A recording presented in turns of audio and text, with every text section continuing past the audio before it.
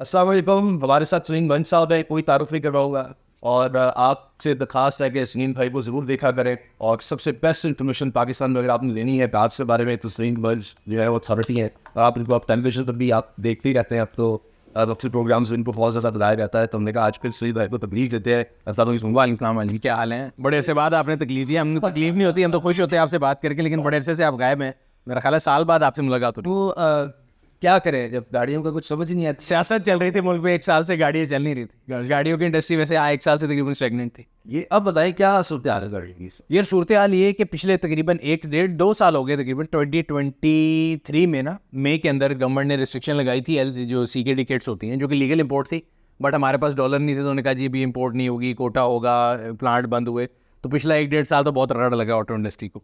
गाड़ियाँ इतनी महंगी हो गई थी, लोगों ने लेना भी छोड़ दी थी। मुझे मैं आपको हमेशा कहता था कि ऑन से ऑफ की मार्केट, और आप परेशान होते थे कैसे होगी, वो ऑन से ऑफ की मार्केट बन चुकी है। अब आप कोई भी गाड़ी लेने जाएँ, आपको जो है इनवॉइस से नीचे मिल जाती है। कोई आपको ऑफर दे रहा होता है, कोई कहता है ये ले लो, वो ले लो। तो वो सूरत हाल ऑटो इंडस्ट्री की थी। अब नई गवर्नमेंट आने से पहले इंटरिम गवर्नमेंट ने जाते हुए एक छोटा सा एक वो स्विच लाया, वो IMF को खुश करने के लिए, टैक्स बढ़ाने के लिए। पेट्रोल पे भी आप सुन रहे होंगे लेवी बढ़ रही है, GST लग रहा है। इस तरह गाड़ियों के ऊपर भी जो GST है, वो पहले जो है ना 1400 cc प्लस जो गाड़ियाँ थी उन पर 25% थी, नीचे जो थी वो तकरीबन थी 18%।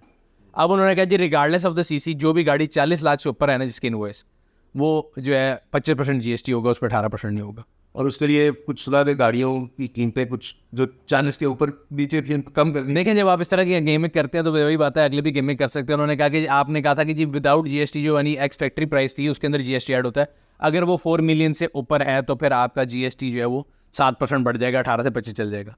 तो जिनकी मतलब उसमें हमारा ये ख्याल था कि आने वाली गाड़ियाँ वो होंगी यारिस या फिर सिटी, स्विफ्ट 3-4 इस तरह में। तो मेरा ख्याल है एक स्विफ्ट का वेरिएंट है और एक यारिस का वेरिएंट है जो उससे हिट हुआ है, बाकी नहीं हुआ। इनफैक्ट और टू द कॉन्ट्री उन्होंने प्राइस कम कर दी थोड़ी। अच्छा, हर दफ़ा हम ये बात करते थे कि वैल्यू फॉर मनी है या नहीं है, गाड़ियों की प्राइस इतनी चली हुई है यार। तो जी बताते भी रहे कि यार जो बंदा मोटरसाइकिल से, अब तो मोटरसाइकिल लाखों में है, तो फिर उसके पास ये हाल है कि वो पुरानी गाड़ी ज़रा थोड़ी सी गिरे। लेकिन अब नई गाड़ी जो है, क्या आप समझते हैं कि वो हमेशा ये है कि आप चेज़ ही करते रह जाएंगे, कहीं प्राइस रुकने नहीं वाली, आम आदमी की पहुँच में कोई गाड़ी रह गई? अनफॉर्चुनेटली ऐसे ही है। देखें, गाड़ी जो है ना, आप गाड़ी या मोटरसाइकिल जो भी लाखों से आगे ऊपर जा रही है बात, और आप जब उसको चेस करना शुरू करते हैं, आप सोचते हैं यार मैंने CD70 लेनी है या 125 लेनी है। जब आप 125 के पैसे इकट्ठे करते हैं तो उस पैसे में CD70 आती है, समझ रहे हैं। 70 के पैसे इकट्ठे कर तो पता लगता है कि जी CD70 तो नहीं आनी है, अब कोई और ब्रांड की आपको हल्की बाइक लेनी पड़ेगी। इस तरह गाड़ियों में भी यही है, क्योंकि 2-3 चीज़ें, एक तो हमारे रुपए की कदर गिर जाती है, दूसरा जब हम हर चीज़ गाड़ी बनाते हैं ज़्यादातर पार्ट्स उसके इंपोर्ट हो रहे हैं। जब तक लोकलाइजेशन नहीं बढ़ाएंगे, आपके फॉरेन करेंसी पर डिपेंडेंसी कम नहीं होगी, डिपेंडेंसी कम नहीं होगी तो गाड़ी महंगी से महंगी होती रहेगी। मेरे ख्याल है कि ऑटो इंडस्ट्री को ना सबको इकट्ठे होकर सर जोड़ के सोचना पड़ेगा कि जब तक ये लोकलाइजेशन नहीं करेंगे काम नहीं होगा। और हमेशा लोग कहते हैं, मैं बात करता हूँ, टोयोटा जो है ना वो एक स्मार्ट प्लेयर है। उन्होंने भी लॉन्च की है यार टोयोटा क्रॉस, उसकी 60% से ज़्यादा पार्ट लोकलाइज है। वो पहले की दौड़ में पीछे रह गए हाइब्रिड लॉन्च करने में। हैवल ने पहले कर ली, सारा कुछ पहले आ गया, मतलब होंडा भी उनसे पहले लेकर आ गया सेंटर पे। लेकिन वो जब लेकर आए तो उसकी तो प्राइस टैग बहुत अच्छा है, और उसकी रीज़न ये है कि वो लोकलाइजेशन करके लेके आए। तो जो भी लॉन्ग टर्म में लोकलाइजेशन करेगा उसकी डिपेंडेंसी डॉलर पे नहीं रहेगी। और इससे उम्मीद है कि बाकी भी अब इस तरफ आए। मेरे ख्याल है अब उनको समझ आना चाहिए। देखें, एक प्लेयर ने किया है, उसको भी समझ आया, बाकी सबको भी समझ आएगा। वरना अब गवर्नमेंट ने अपनी तरफ से, गवर्नमेंट ने तो अपना, देखें गाड़ी की लोग पूछते हैं जी गाड़ी सस्ती होगी, 2 तरीके से सस्ती हो सकती है गाड़ी। यहाँ तो गवर्नमेंट अपना टैक्स छोड़ दे, या आपका रुपया स्ट्रॉन्ग हो जाए। रुपया तो स्ट्रॉन्ग होने नहीं लगा, वो तो डेप्रिशिएट होती जा रहा है। गवर्नमेंट जो है वो भी छोड़ने नहीं लगी, उसने भी कहा मैं 17 से 25 GST कर लूँगी। तो 2 चीज़ें, दोनों तरफ से गाड़ियों की प्राइसेस ऊपर जानी है। अगर आप किसी गाड़ी सार्स कंपनी के मालिक हैं, कार सार्स, तो आपको पता है कि यार कस्टमर ने इससे ऊपर लेनी नहीं है, तो आप क्या करेंगे? तीसरी लॉजिक आपके पास यही है ना कि आप उसकी लोकलाइजेशन बढ़ाएंगे। गवर्नमेंट ने आपका साथ नहीं देना, फॉरेन करेंसी ने आपका साथ नहीं देना, तो the only way if you have to run your business you have to increase localisation. और अभी बिजनेस कैसा जा रहा है गाड़ियों का आपके लिहाज से? देखें, एक बुरा ही जा रहा है, बहुत बुरे हालात हैं। देखिए, पिछले 1.5-2 साल से बुरे हालात है गाड़ियों के बिजनेस। इट्स मार्केट पूरी रिलेटेड होती है। नई गाड़ी बिकती है, वो सड़क पे आती है, जिसने नई गाड़ी ली होती है वो पुरानी बेचता है, वो पुरानी गाड़ी की यूज़ मार्केट में आ जाती है। जब वो यूज़ मार्केट में आती है, मेरे आपके जैसे लोग जो बेचारे नहीं ले सकते, वो उसको लेके सही कराते हैं। जब वो सही कराते हैं तो वर्कशॉप का काम चलता है, वर्कशॉप वाले के बाद टायरों का काम चलता है, पार्ट्स का काम चलता है, और ये पूरा इकोनॉमिक जो सर्कल है ये चलता है। अब वो हो ये रहा है कि नई गाड़ी लोगों के रीच में नहीं है। जब वो नई गाड़ी ले ही नहीं रहे तो वो गाड़ी बदल ही नहीं रहे। मतलब है कि जो कंपनीज है वो भी वहाँ से काम शुरू हो रहा है। हाँ, अगर आप उनके सेल्स फिगर देखें तो कंपनियां नुकसान कर रही हैं, बहुत बुरी तरीके से नुकसान कर रही हैं। और मुझे लगता है कि 13 कंपनियों में से 1-2 तो बंद हो जाएंगी अगर ये हालात रहे। कितने ऐसा स्टे कर सकते हैं?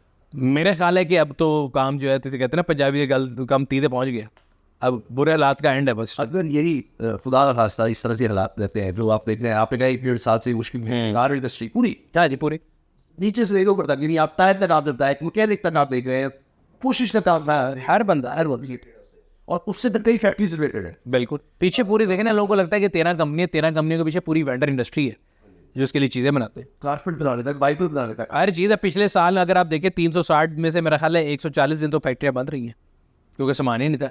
हर रोज़ आप पढ़ते थे कि आज सुजुकी का क्लोजर है, टोयोटा का है, होंडा का है। उनको भी शौक नहीं क्लोजर करने का, बट एक फैक्ट्री है, उसका एक प्रोडक्शन रन चलना है। अगर आप यूनिट बनाने के लिए तो आप क्या चलाएंगे? अब तो मैंने सुना बाइक्स तक क्या आने का, बाइक्स की यूनिट भी बंद होने लगे। सर बाइक छोड़ें, बाइक तो बंद हो गए, मोबाइल्स के कई यूनिट में जानता हूँ जिन्होंने लाखों बंदे फायर किए। तो अब 1.5 साल हो गया इसको आप जी, कितना और स्टे कर सकते? ये अब रिस्ट्रिक्शन जो ख़त्म हो गई हैं, बट होता ना कि अब कोशिश करके कहते हैं ना कि आपने अब एक इंडस्ट्री को डेड किया है, उसको दोबारा जान डालते हुए काफ़ी टाइम लगेगा, तो एक यूनिट को चलाना ज़्यादा मुश्किल होता है। तो अब इंडस्ट्री के अंदर जान की सूरत हाल ये है कि लोगों के पास कंज्यूमर पावर नहीं है, और मार्केट में भी दो किस्म के कंज्यूमर थे, एक मेरे और आपकी तरह जनरल वाले, एक वो थे जो ऑन के लिए गाड़ी बुक करा रहे थे। वो ऑन वाली डिमांड निकल गई, जब वो ऑन वाली डिमांड निकल गई तो अब हर इन्वेस्टर डर के बैठ गया। इन्वेस्टर डर के बैठ गया, सिर्फ जनरल कस्टमर लेने जाता है। मार्केट में गाड़ियाँ बनी हुई 10 से लेने वाले 2 हैं।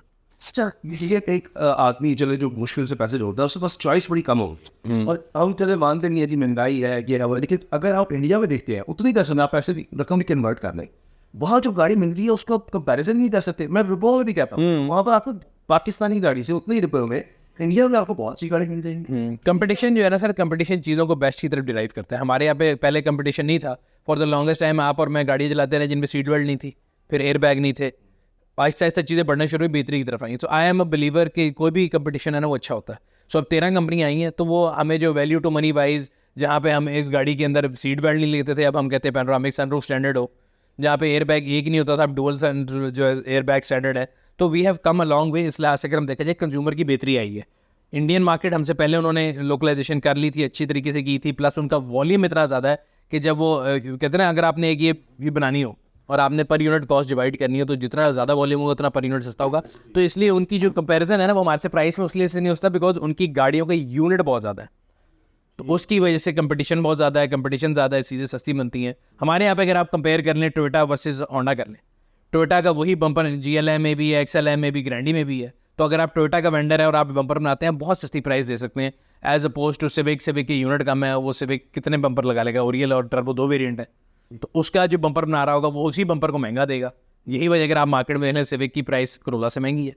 अच्छा, पाकिस्तान में ये एक वजह है कि जिस आपने मैं वीडियोस तुझे देखता है कि जो top of the line variant होता है उसकी वैल्यू रीसेल में ज़्यादा हो जाती है। या इवन मैंने ये पढ़ा देखा कि जो महंगी गाड़ी है वो फिर भी डिमांड में है, लेकिन जो सस्ती गाड़ी है उसकी डिमांड खत्म हो गई है। ये क्या चक्कर? उसकी 2 रीज़न है। एक तो देखें जो आपकी है ना मिडिल क्लास, उससे आपका सारा काम चलता है। मिडिल क्लास श्रिंक होकर रह गई है, टैक्स का बोझ बढ़ गया है, पेट्रोल महंगा हो गया है, घर में बिजली गैस के बिल बढ़ गए हैं। तो जो मिडिल क्लास वाला बंदा है वो तो बेचारा मार्केट से आउट हो गया। तो मिडिल क्लास से मेजर डिमांड ड्राइव करनी है नीचे वाली चीज़ों की। जो अमीर आदमी है उसको कोई फ़र्क नहीं पड़ा, उसकी जायदादें, बच्चे सब बाहर हैं, उसको एक गाड़ी महंगी मिल रही थी उसे और महंगी ले लेगा, उसने दूसरे अमीर को बेच देनी है। So yes, it's a fact, जो पाकिस्तान में महंगी गाड़ी है वो महंगी से महंगी होती जा रही है, उसकी सेल पे भी कोई फ़र्क नहीं पड़ रहा। जो बेस वेरिएंट है, जो आम आदमी जो कि 2 व्हीलर से 3 व्हीलर पे कन्वर्ट हो रहा था, या बेचारा कोई सस्ती गाड़ी ले रहा था, थोड़ी महंगी लेने लगा था, यानी थोड़ी महंगी मतलब उसका भी स्टार्टिंग जो वेरिएंट्स है, स्टार्टिंग वेरिएंट्स हर गाड़ी के नहीं बिक रहे। रीज़न ये है कि वो बेचारे के पास बाइंग पावर नहीं है, मिडिल क्लास श्रिंक होकर रह गई है, अपर क्लास को कोई फ़र्क नहीं पड़ता। पिछले इस साल की हिस्ट्री में पाकिस्तान के अंदर मैं आपको बताऊं, एक महीने के अंदर 6 रोल्स रॉयस इंपोर्ट हुई है। 6 रोल्स रॉयस? हाँ जी, 26-30 करोड़ रुपए की 6 रोल्स रॉयस पिछले महीने पाकिस्तान में इंपोर्ट हुई है। कौन लोग हैं जो ये? मैं देखता रहता हूँ कौन लेगा, मैं सोचता हूँ कैसे ले रहे हैं, बट ले रहे हैं। सो ये एक फैक्ट है कि पिछले 5 सालों में पाकिस्तान की हिस्ट्री की सबसे महंगी गाड़ियाँ इंपोर्ट हुई हैं, जबकि पिछले 5 सालों में माशी इस्तेसाल अगर हम देखें तो लोगों का बहुत बुरे हालात है। हर बंदा रो रहा है, आप, मैं, हर बंदा जो सैलरी इंडिविजुअल है वो बेचारा बुरे हालात का शिकार है। बट पिछले उन्हीं 5 सालों में पाकिस्तान की हिस्ट्री की रिकॉर्ड महंगी गाड़ियाँ रजिस्टर हुई हैं, रिकॉर्ड महंगे नंबर बिके हैं, रिकॉर्ड ड्यूटी जमा हुई है। अल्लाह का बहुत शुक्र है, हम तो समझते हैं अल्लाह का बड़ा करम है, लेकिन मैं भी पिछले कुछ कितने अरसे से सोच रहा आपको भी कोई फ़ोन कर, हाँ मैं ये वाली ले लूँ। अच्छा, अब वो आगे जाते सर देखें, गाड़ी आम बंदा क्या करता है, गाड़ी लीज कराता है। अब लीज जो है वो कहते हैं जी 30 लाख से ऊपर हमने लीजिंग देनी नहीं है, तो जहाँ पे अब 30 लाख रुपए की लीजिंग लेनी है, फिर उसके ऊपर काइबोर भी 23-24% पे खड़ा है, तो वो तो लोगों के लिए बिल्कुल ही आउट ऑफ वो होगी ना बॉक्स होगी। तो बैंक से नहीं ले ही नहीं सकते, 30 लाख मैक्सिमम मिलना है, और उसके बाद भी उसके ऊपर 24% आपने इंटरेस्ट भरना है। सर्वाइव कैसे किया जा सकता है इस वक्त में एज ए यूजर आज से? जो यूजर भी और जो इस कार के बिजनेस से वाबस्ता लोग हैं वो क्या करें? सिर्फ बिजनेस के वाबस्ता आप जैसे भी इनका एक काम से जुड़ा हुआ है, एक जो भी जो शोरूम्स वाले हैं, जो कार बिजनेस में जो कंपनीज हैं, ये सब कैसे सर्वाइव करेंगे? आप कह रहे हैं अगर कंपनीज के लिए तो मशवरा, हाँ कंपनीज के लिए तो मशवरा ये है कि जब तक वो लोकलाइजेशन नहीं करेंगे वो लॉन्ग टर्म में नहीं रह सकते, तो उनके लिए तो लोकलाइजेशन है। बाकी जो लोग ट्रेड से ताल्लुक रखते हैं उनके लिए यूज कार की ट्रेड चल रही है, उसी के अंदर बेहतरी लाने की कोशिश करें। यूज़र के लिए मेरा मशवरा ये सब ये मैं और आप बात करते हैं कि आपको अपना जो परचेज साइकिल है बढ़ाना पड़ेगा। अगर आप पहले 2 साल बाद गाड़ी चेंज करते थे, आप वो जेब में नहीं आएगी तो 5-7 साल करनी पड़ेगी। 5-7 साल रखनी है, इसका मतलब है आपको उसकी मेंटेनेंस बेहतर करनी पड़ेगी। तो आपको यूज़र को ये चाहिए कि बजाय इसके कि वो अपने पैसे जो है बर्बाद करे और बाद में लगाए, साथ साथ गाड़ी की मेंटेनेंस करते रहे, बिकॉज यही चीज़ है जो काफ़ी अर्सा आपके साथ रहनी है। आपको क्या लगता है कि जो इस वक्त मामला चल रहे हैं, IMF के साथ भी है, अभी आपने टैक्स भी ज़्यादा कलेक्ट करना है गवर्नमेंट की तरफ से, या सर गवर्नमेंट की तरफ से कोई रिलीफ नहीं, गवर्नमेंट की तरफ से कोई रिलीफ ना एक्सपेक्ट करें, ना आएगा। रियलिस्टिकली देखें ना, देखें बेगर्स कांट बी चूजर। मैंने आपसे उधार लिया है और मैंने आपको वापस करना है, और साथ ही मैं कहूँ कि जी मैं अपने दोस्तों को आज अफ्तारी कराने जा रहा हूँ, आप कहेंगे आपका दिमाग ख़राब है, अफ्तारी कराना बड़ा अफजल अमल है, नेकी है, लेकिन आप अपने पैसों से कराना, मेरे से क्यों करा रहे हैं? तो हम लोगों का मसला ये, हम कई सालों से लोन पे ज़िंदगी गुजार रहे हैं, सब्सिडी पे ज़िंदगी गुजार रहे हैं। IMF को हम सारे बुरा कहते हैं, बट बुरा कहने से पहले हमें सोचना चाहिए कि हम उनका पैसा यूज़ कर रहे हैं, हमने उनको पैसा वापस करना है। उन्होंने पैसा वापस लेना है, वो कहते हैं भाईजान हर लीटर के ऊपर टैक्स लगाओ। अब वो पेट्रोलियम लेवी फिर बढ़ाने जा रहे हैं, 100 रुपये तक 60-100 कर रहे हैं, 40 वो बढ़ेगा, और दूसरा 18% GST। तो अगर 270 रुपये का 18% लगा 50, कुछ नहीं। आज अगर 270 रुपये का पेट्रोल है तो अगले आने वाले 5-6 महीनों में ये 350 पे होगा। तो फिर हाइब्रिड पे ज़्यादा चाहिए, सर कोशिश करनी चाहिए। हाइब्रिड भी पुरानी पेनी वाइज पाउंड फुलिश है, अपनी जेब दे के कहते हैं ना, चादर दे के पैर फैलाओ। हमें अपने आप को रिवाइज करना पड़ेगा। अगर आप बड़ी गाड़ी चला रहे हैं, आपसे छोटी पे आएंगे, मैं छोटी चला रहा हूँ, मैं मोटरसाइकिल पे आऊँगा, तो जो उस तरफ को जा रहे थे ना वो वापस रिवर्स गियर लगेगा। हर एक को अपनी एक्सपेक्टेशन रिवाइज करनी पड़ेगी, हर एक को अपना लाइफ स्टैंडर्ड रिवाइज करना पड़ेगा। स्पोर्टेज वाला जो है वो करोला पे आ जाए, करोला वाला जो स्विफ्ट पे आ जाए, स्विफ्ट वाला कल्टस पे आ जाए, वो इस तरह नीचे नीचे आएंगे सारे, और जो मेहरान वाला बेचारा मोटरसाइकिल पे आ जाए। ये आपको नजर आ रहा है अगले कुछ महीनों? ये दीवार पे लिखा हुआ है, देखें सिंपल सी बात है। आप आज 270 रुपये का पेट्रोल डलवाते सोचते हैं ना, तो 15% GST 50 रुपये है, और 40 रुपये लीव, 90 रुपये इसको महंगा कर लें।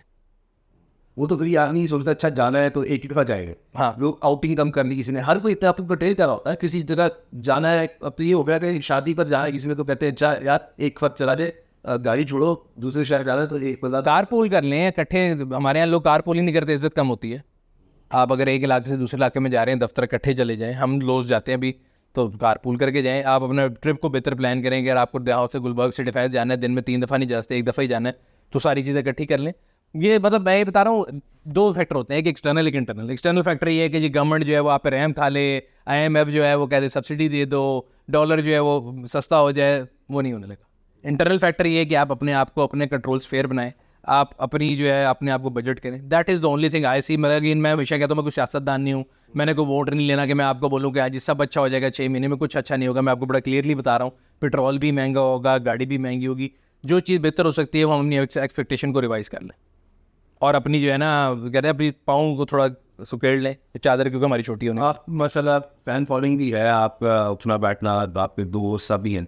पूरे मुल्क में कोई बिजनेस इस वक्त है जो चल रहा हो या हर तरफ से बुरी वासियत किया गया? अच्छा, बिजनेस का मैं हमेशा कहता हूँ, बिजनेस जो है ना वो हमेशा रोते रहते हैं। आप किसी को भी देख लें, मैं अपने आप को देख लूँ, आपको देख लूँ, हम सबका लाइफ स्टैंडर्ड पहले से बेहतर होगा, ठीक है, लेकिन रोते सारे।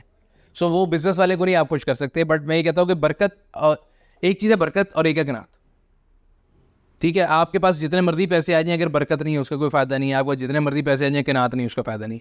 तो मैं ये कह रहा हूँ कि बजाय इसके कि हम एक एक्सटर्नल फैक्टर के ऊपर देखेंगे जी गवर्नमेंट जो है, मुझे तो देखिए महंगा होता है, लोग बड़ा शोर डालते हैं। पिछले 2 दफ़ा पेट्रोल सस्ता हुआ, आपको फ़र्क पड़ा उससे? पता ही नहीं चलता। कोई बरकत नहीं है, ना ही कनात है हमें। महंगा भी होगा तो तभी होगा, पहले दिन लोग शोर डालेंगे, सड़क पे गाड़ी का रश खत्म हो जाता है, वो 350 भी उतना ही रहता है। वो कंपनी वाले भी सोच रहे होते हैं कि यार कम हो जाएगा, सेल उतनी रहती है। तो बॉटम नहीं है कि जब हमारे पूरे मुल्क की हालात ठीक हो गए तो उसी से सारी सब रिलेटेड ऐसा साइकिल, इकोनॉमी का जो सर्कल है वो सबके लिए इकट्ठा ही ठीक होगा, सबके लिए इकट्ठा ही बुरा होगा। बट मैं ये कह रहा हूँ कि वो बजाय इसके कि हम सोचें कि जी वो एक सुपरमैन आएगा, वो हमारी हेल्प कर देगा, वो नहीं आएगा सुपरमैन। सो हमें अपनी हेल्प खुद ही करनी है। अगर हमें लगता है कि हमारे पास गाड़ी हमें चेंज करनी है या उसको सही कराना है तो जो भी मौजूद है उसी को करा लें, नई गाड़ी जेब में नहीं आनी। और अगर आपको लगता है कि जी आपकी गाड़ी पेट्रोल ज़्यादा खा रही है और आपकी जेब से बाहर है, तो उसको बेच के ऐसी गाड़ी लेना जो आपकी जेब में आती है, पेट्रोल सस्ता नहीं होने लगा। तो नाम आपने सुनी है एक्सपर्ट व्यू कि अपने आप को आप ठीक करें, क्योंकि ये ना समझे कि बाहर से या हुकूमत की तरफ से आपको कोई नहीं जाएगा। इजाज़त दीजिए, अल्लाह हाफ़िज़।